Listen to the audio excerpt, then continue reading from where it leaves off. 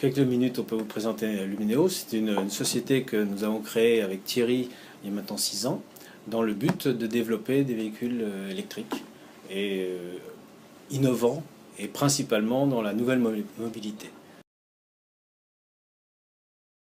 La gamme des véhicules comporte aujourd'hui 2 véhicules, donc Smera qui est la première, qui est donc totalement innovante et il n'y a pas de concurrent dans le monde actuellement de cette voiture.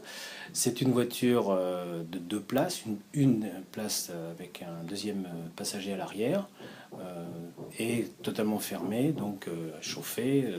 C'est comme un scooter mais carrossé.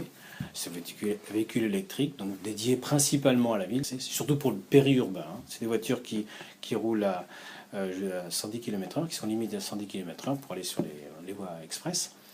Et la deuxième voiture, donc Neoma, qui est née de Smera, en essayant d'optimiser le processus industriel, c'est-à-dire en utilisant le maximum d'éléments communs. Et de Neoma, c'est deux Smera, donc 2 places devant et 2 places derrière. Et on a ramené des innovations sur cette application, puisque les 2 sièges sont pliables, donc repliables très facilement pour augmenter la capacité du coffre, qui est tout petit au départ, et qui sont amovibles. L'autonomie, évidemment, sur un véhicule électrique, c'est un élément important.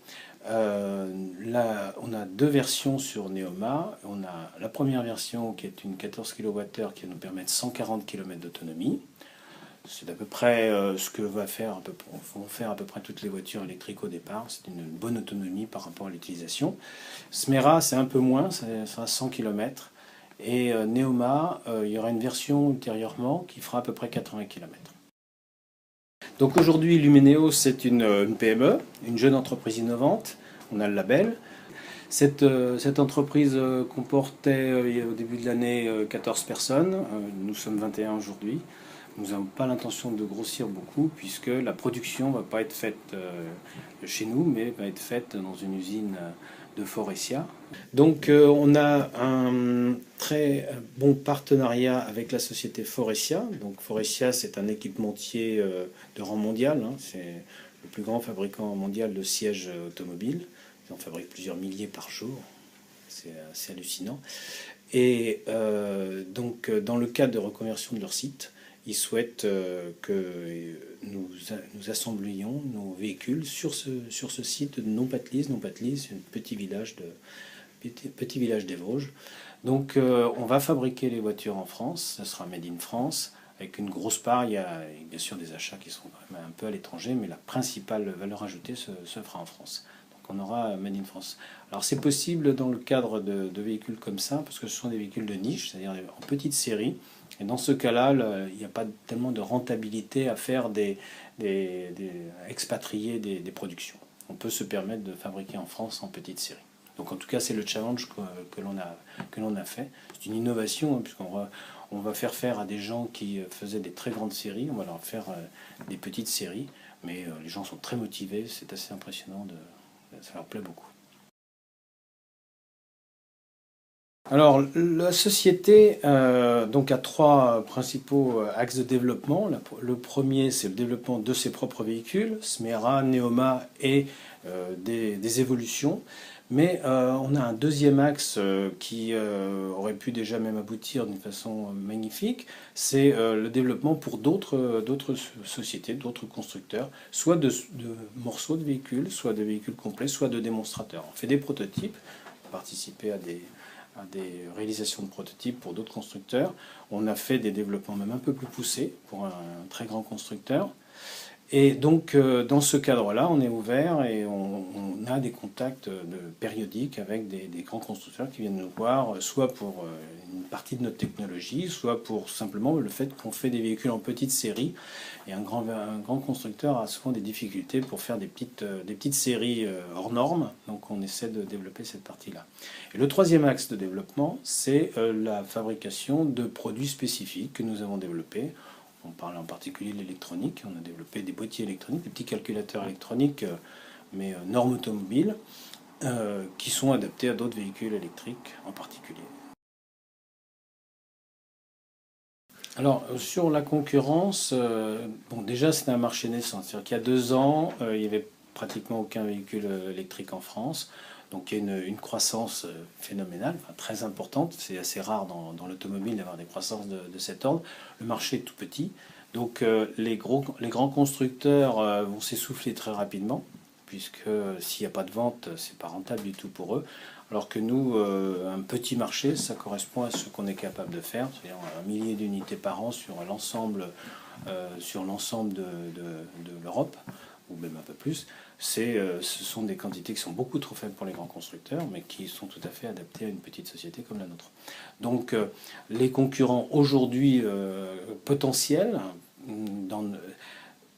ça sera principalement la Smart ED, donc deux places dans 2,70 m comme la Neoma, mais il n'y a que 2 places. Donc on aura un argument très important. On pense que le fait d'avoir 4 places sur une voiture explique le marché relativement restreint de la Smart. Pour donner une idée, c'est à peu près 100 000 unités qui sont vendues par an en Europe de Smart, alors que dans la gamme juste au-dessus, qui est le Ego, 107, etc., c'est globalement plus de 2 millions sur l'Europe. Et donc les autres voitures qu'on peut présenter, on peut nous dire Zoé, mais Zoé c'est beaucoup plus grand, donc c'est pas les mêmes besoins, c'est pas les mêmes clients. Le plus proche, il y a donc C0 et Ion et Mitsubishi IMIEV, qui sont des voitures aussi un peu plus grandes, donc qui ne correspondent pas à la cible réelle de la Neoma. Donc il y a évidemment sur le marché électrique quelques fabricants aujourd'hui dans ce petit domaine, mais c'est assez faible. Donc on pense avoir de bons arguments. Concernant Smera, alors c'est un peu différent. Smera, il n'y a personne. Donc aujourd'hui, le plus proche qui vient de sortir, c'est Twizy, donc qui est un quadricycle lourd ou un quadricycle léger. Un quadricycle lourd, c'est limité à 80 km/h et ça ne peut pas aller sur autoroute. Un quadricycle léger, c'est une voiture sans permis, donc c'est limité à 45 km/h. Et évidemment, ça ne va pas non plus sur autoroute. Donc et en plus, c'est un peu plus large que la Smera. Donc ça limite un petit peu le champ d'application. C'est-à-dire qu'aujourd'hui, aucun réservant de Smera n'a changé d'avis et acheté un Twizy. Alors concernant le prix, effectivement, les voitures électriques sont encore chères et nous, comme nous fabriquons des véhicules en petite série, ça restera relativement cher encore un certain temps. Il faut voir que le prix, un des principaux éléments du prix, c'est le coût des batteries. Les batteries représentent dans Neoma de l'ordre de 12 000 euros, prix client. Ce qui est quand même une très grosse somme. Alors évidemment, si on présentait le prix moins la batterie, on se retrouve au prix d'une voiture à peu près classique, un équivalent en tout cas. On n'est pas très loin d'une voiture normale, une voiture thermique normale. C'est ce qu'a choisi Renault, par exemple, de présenter la voiture avec une location de la batterie. Par contre, ce qu'on a vu, c'est que il y a beaucoup de gens qui ne veulent pas. C'est-à-dire que non, moi je vais avoir une location en permanence d'un morceau de ma voiture qui m'appartient, ça ne me plaît pas. Donc en fin de compte, la solution que nous on va mettre en œuvre, c'est soit la vente, soit la location de la batterie seule ou du véhicule complet, mais ça sera au choix.